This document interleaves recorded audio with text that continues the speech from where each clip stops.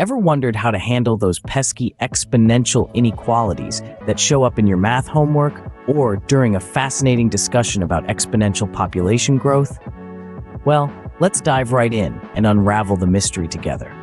Exponential inequalities are inequalities that involve exponential expressions where the variable lives in the exponent. A classic example would be something like 2 to the power of x is greater than 1.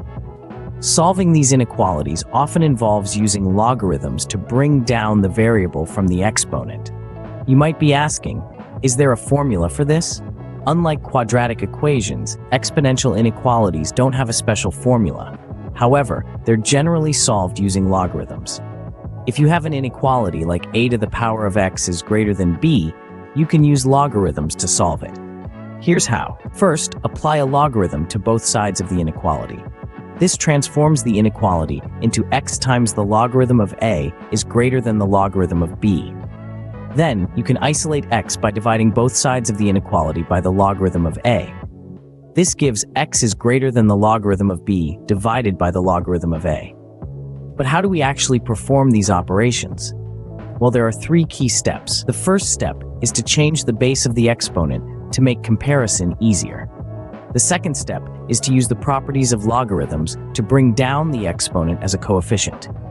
The third step is to compare exponential values by converting both sides of the inequality to the same logarithmic base.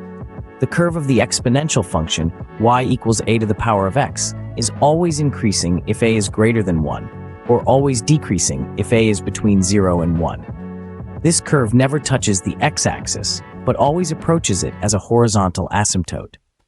Exponential inequalities can be seen in real-life scenarios such as in population growth, compound interest calculations, and the spread of viruses. Let's apply these steps in solving a simple inequality. 2 to the power of x is greater than 8. Step 1. Change 8 to the base of 2, which is 2 cubed. So the inequality becomes 2 to the power of x is greater than 2 cubed.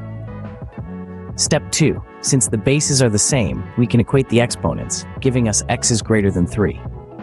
On the other hand, solving a complex inequality, like e to the power of x over 2 minus e to the power of negative x is greater than 2, can involve using a graphical approach or numerical methods to get the exact solution. In conclusion, solving exponential inequalities involves changing the base of the exponent for easy comparison, using logarithms to bring down the exponent as a coefficient, and comparing exponential values by converting to the same logarithmic base. Remember, practice makes perfect. So, keep solving those inequalities.